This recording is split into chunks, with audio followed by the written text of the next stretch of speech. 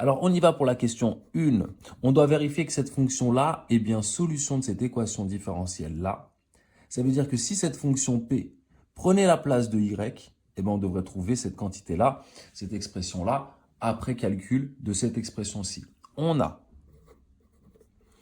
2P' de X plus 6P de X égale, et on va espérer qu'à la fin, on arrive à X au carré plus 2X moins 1. Ça signifiera que la fonction P vérifie cette égalité-là, que 2 fois sa dérivée plus 6 fois elle-même est égale à X au carré plus 2X moins 1. C'est ça qu'on doit montrer pour vérifier que cette fonction vérifie bien cette équation différentielle. Alors, on y va.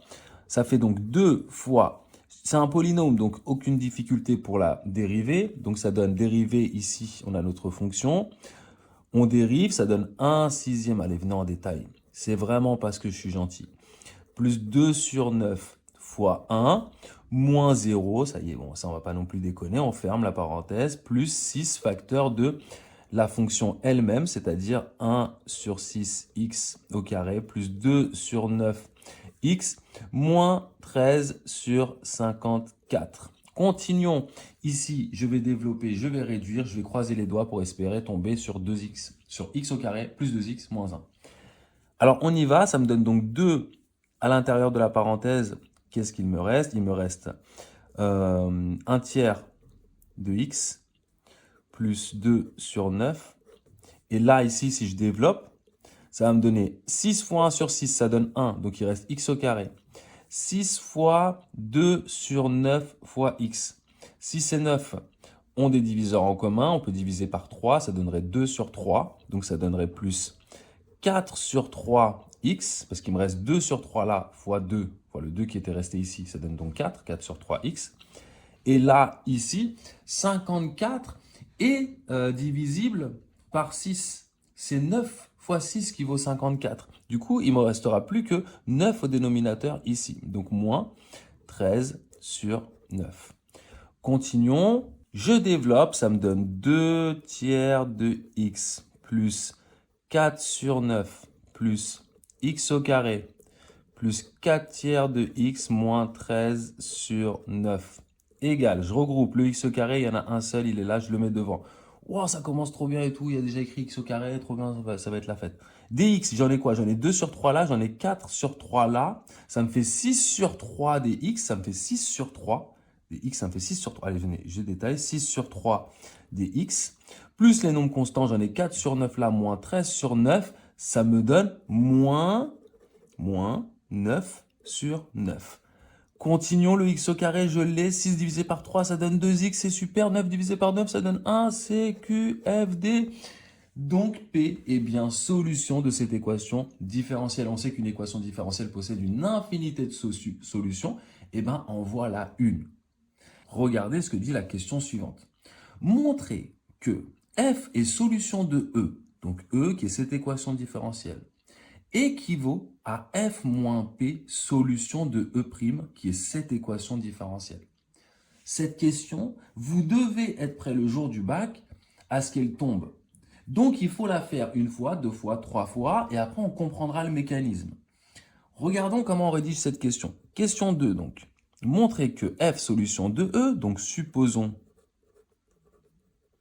que F solution que F, j'écris plus vite, solution de E, on a, donc si c'est solution de E, ça veut dire que vous avez 2F' plus 6F égale x au carré plus 2x moins 1. Et ça, on va raisonner par équivalence. En fait, on aurait pu un peu mieux rédiger, dire on a F solution de E équivaut à ça. C'était mieux d'écrire ça comme ça. Je me suis laissé un peu emporter. Donc, vous écrivez on a F solution de E, parce que ça, c'est votre hypothèse. En gros, vous devez montrer que si F est solution de E, alors vous avez ça. Mais comme c'est une équivalence, vous devez aussi montrer dans l'autre sens. Mais en fait, cette question-là, on peut la traiter par ce qu'on appelle équivalence. Vous pouvez partir de ce côté-là, faire des symboles d'équivalence et arriver à montrer que ça, c'est solution de E'. Donc, on aurait mieux fait d'écrire on a F solution de E équivaut à ça. Ce qui équivaut à quoi? Cette chose-là, ça équivaut à quoi? Ça équivaut à regarder 2f' plus 6f égale 2p' plus 6p. Mais quoi? Mais comment ça? Pourquoi est-ce que cette chose-là s'est transformée en cette chose-là? Bah pourquoi? Parce que l'on sait, d'après la question précédente, que, regardez, x au carré plus 2x moins 1. Donc, x au carré plus 2x moins 1 est égal à quoi? Regardez, je remonte. Bah, 2p' plus 6p. 2p' plus 6p. Donc, je peux remplacer ça par ça. Bah oui, parce que j'ai montré que p était une solution de cette équation différentielle. Donc, 2p' plus 6p est égal à ça. Et donc, j'en ai besoin dans cette question. Pourquoi? Pour qu'ensuite, je continue à raisonner par équivalence. Regardez, je vais tout faire passer du même côté. Ça me donne 2f' plus 6f moins 2p' moins 6p égale 0. Et là, regardez ce que je vais faire. Je vais prendre les f' et p, je vais les regrouper ensemble. Je vais mettre 2 en facteur. Ça va me donner 2 facteurs de f' moins p'. Est-ce qu'on est d'accord? Celui-ci avec celui-ci. Plus, je mets cette fois 6 en facteur, 6f et moins 6p, donc 6 facteurs de f moins p égale 0. Est-ce qu'on est d'accord? Oui ou non? J'ai mis les f' avec le p' ensemble, le f avec le p ensemble. Ils avaient les mêmes facteurs communs. Et là, je vais appliquer une autre propriété du cours qui me dit qu'en fait, ça marche qu'avec les sommes, pas avec les produits, pas avec les quotients. Ça, f' moins p', c'est égal à f moins p le tout prime. Plus 6 facteurs de f moins p égale 0. Et là, vous devez vous dire, bah, ça signifie que cette fonction-là, f moins p qui apparaît là et qui apparaît là, est donc solution. Donc f moins p est solution d'une équation différentielle de laquelle, de 2, ça je vais l'appeler y' donc, plus 6 fois y égale 0. C'est ça que vous devez comprendre. Ce passage-là, vous ne l'aimez pas trop. Celui-ci, au début, vous ne le comprenez pas, mais c'est simple à comprendre parce que c'est comme ça que vous dérivez. Quand vous avez f moins p et à dériver, vous dérivez f et vous dérivez p. Donc ça marche dans un sens comme dans l'autre.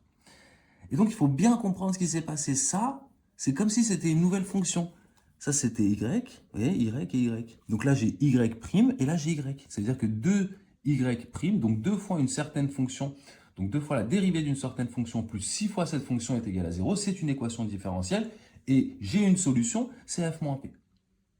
Donc, je viens de montrer ici que f solution de E équivaut à f moins p solution de cette équation différentielle que l'on appelle dans l'énoncé E'. On a noté E' ici. Voilà pour la question 2. Encore une fois, cette question, entraînez-vous. On va le refaire encore dans quelques fiches par la suite. Vous aurez l'occasion de le revoir. Mais c'est à maîtriser au cas où ça tombe le jour du bac. Mais je ne vous le cache pas, ce sont des choses qui ne vous plaisent pas. Parce que on rentre dans des choses abstraites. Il y a des lettres, il y a des dérivés, il y a des équivalences à gérer. Donc, ça pose un peu de problème. Continuons et essayez de digérer ça. Et si vous avez le temps, regardez la fiche d'après. On va encore faire un exercice du même type. Maintenant, en déduire les solutions de E. Mais what? Mais comment? En fait, d'un coup, ils nous disent, bon, bah, maintenant, en déduire. Pareil, vous êtes en train de vous dire, mais comment je fais des liens et tout avec les questions?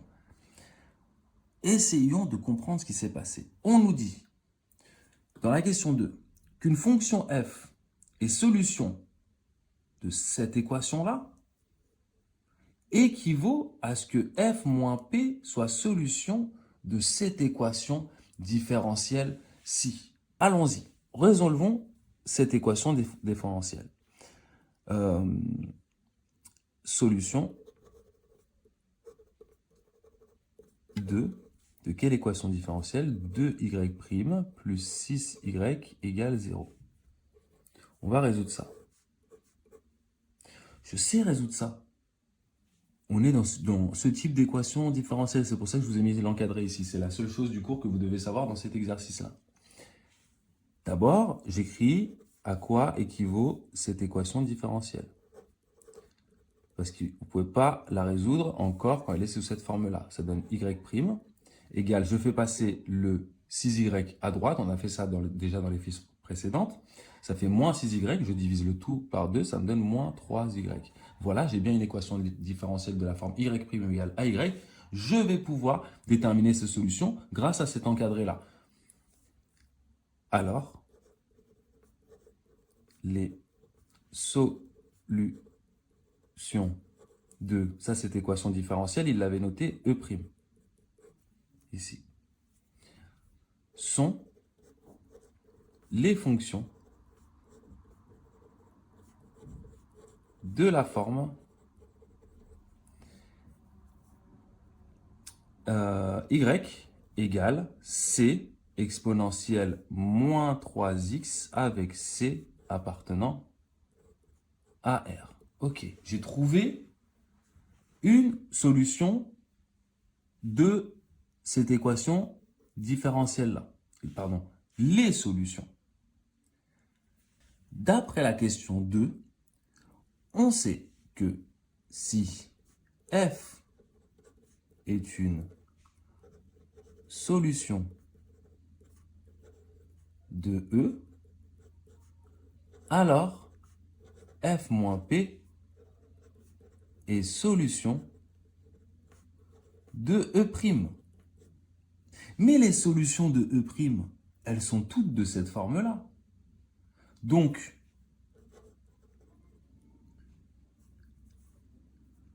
f de x moins p de x est égal à c exponentielle moins 3x, où c appartient à R.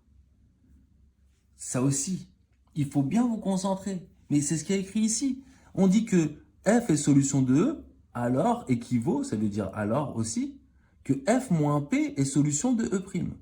Bah, je prends une solution de E, c'est ce que je cherche, d'accord? Moi, mon inconnu, c'est de trouver f ici. Hein.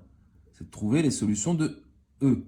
Donc, j'en prends une au hasard. Je dis, voici une solution de E. Je sais que f moins p est solution de E'. C'est ce que je viens de démontrer dans la question 2, d'après la question 2. Donc, f de x moins p de x est égal à cette fonction-là, puisque les solutions de E' sont toutes de cette forme-là. Ainsi, c'est f de x que je cherche, moi, n'oubliez pas. F de x vaut c exponentielle moins 3x plus p de x. Avec c, mais c'est pas vrai, c appartenant à R, j'ai donc toutes les solutions de l'équation E. Merci, à bientôt, see you soon les brothers.